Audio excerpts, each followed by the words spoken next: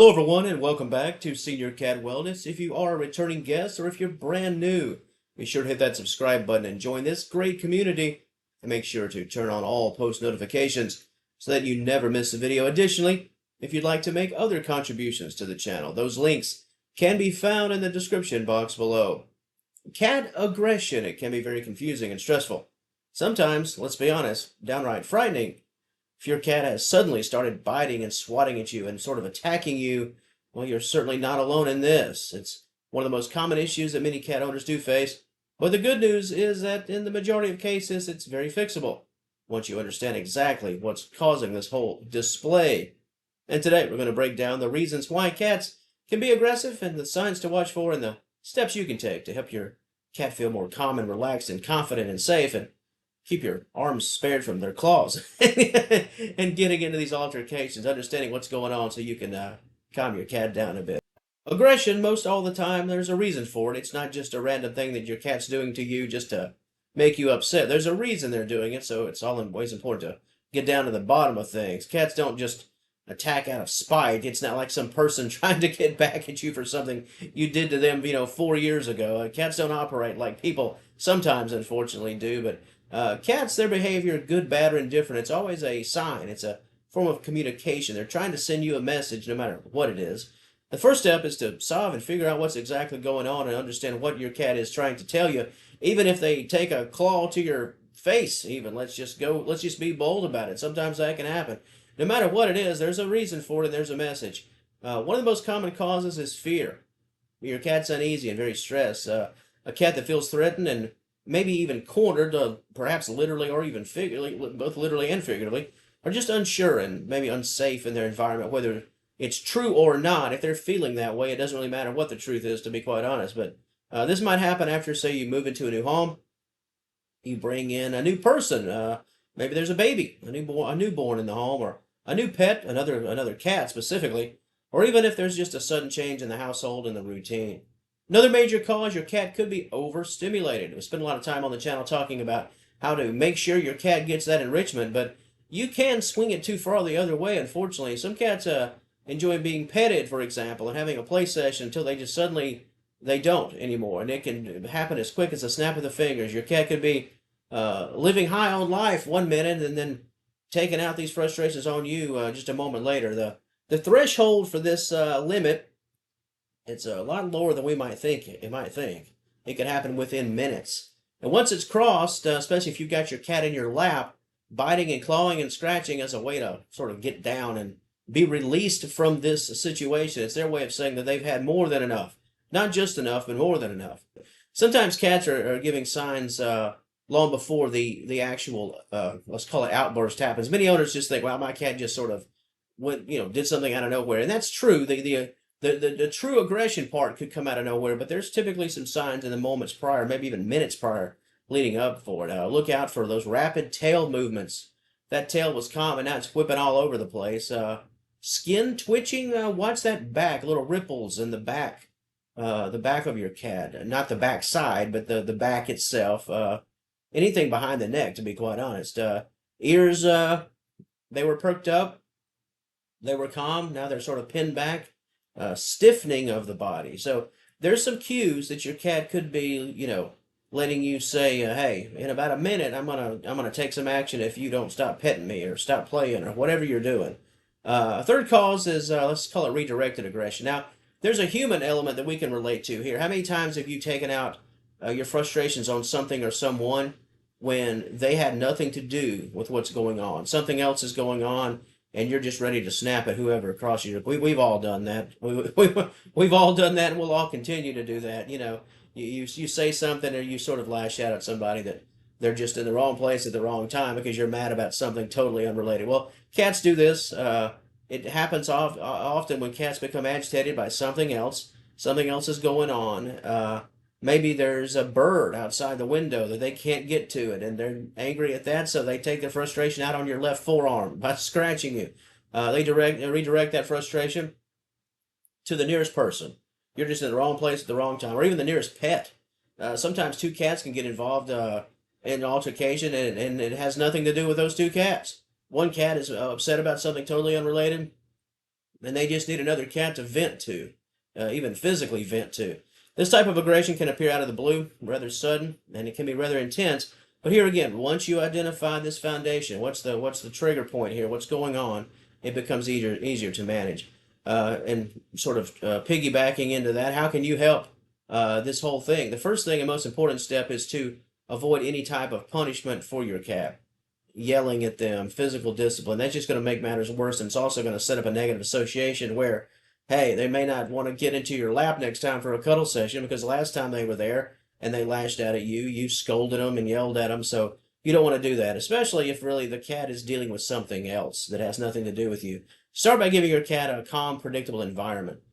Make sure they have safe places to retreat to in case they need to vent and blow off some steam. Anything that's designed for their pleasure, like a cat tree, a soft bed, that's anything that's for them. Not necessarily something that they're using that's yours, but something for them, a place to go when the temperature gets a bit too high. Let's say your cat becomes aggressive during a petting session. Just one of the best ways to solve that, if you know that they have sort of a short fuse, just have shorter interactions, meaningful, very positive and responsible interactions. But hey, if you know there's sort of an internal clock ticking away, understand when that could happen, and end the session before anything goes south. End it before it reaches a point of irritation. Observe their body language. Learn those cues, like I mentioned, the Ripley skin, the ears going back. They're giving you signals that they're sort of their lid's about to blow. So take advantage of those cues and end the session before things get a little bit too hot. It's all about understanding their tolerance level, and for good and for bad, that sort of takes practice. You sort of have to know what the button to press is. Unfortunately, well, once you see it, you'll never press it again. So it's important to, just like it's important for your cat to remember their situation, it's important to remember the situation yourself, where you won't find yourself on the bad end of things. For cats that would bite you during a play session, one of the easier fixes here is hands-off toys.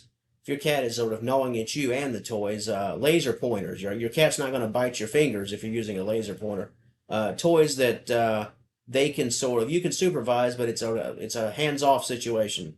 Most play aggression improves dramatically when it's structured and it's hands-off, especially if your cat's just really has some sort of fascination with wanting to bite at your fingers and your hands, like a lot of cats do. 10 to 15 minutes, 2 or 3 times a day, a few times a week.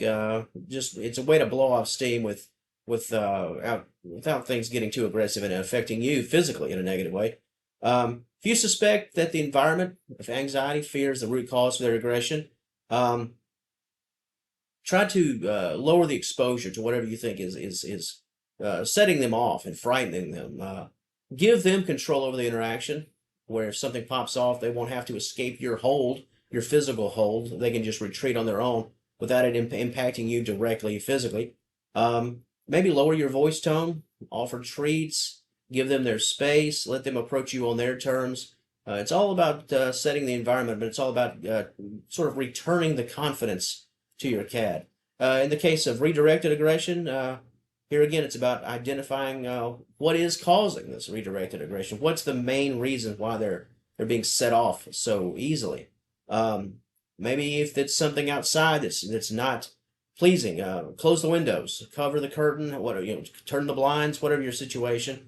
If it's another cat in the house that's upsetting them, maybe separate the cat, keep that cat away. When you're handling this cat, they won't want to bite you if that other cat that's upsetting them is not in sight. Maybe it's an adrenaline thing. Maybe you're handling your cat when they're in the midst of an adrenaline high. So maybe wait till everything sort of settles down before you have a cuddle session or even a positive play session. If there was a recent incident, a direct physical incident, wait several hours for tensions to calm down. Finally, if aggression is sudden, it's completely out of character. Now, this could be a situation of one of the situations that I've discussed, but if it's a little bit becoming harder to find that root cause, could be something internal. Your cat could be struggling with a health issue that sort of cropped up here, maybe out of the blue to you. They've masked their pain for a while, and now it's coming to the surface where they can no longer keep it in check. Speaking of check, this is where a veterinarian check. Take your cat to the vet to see what's going on.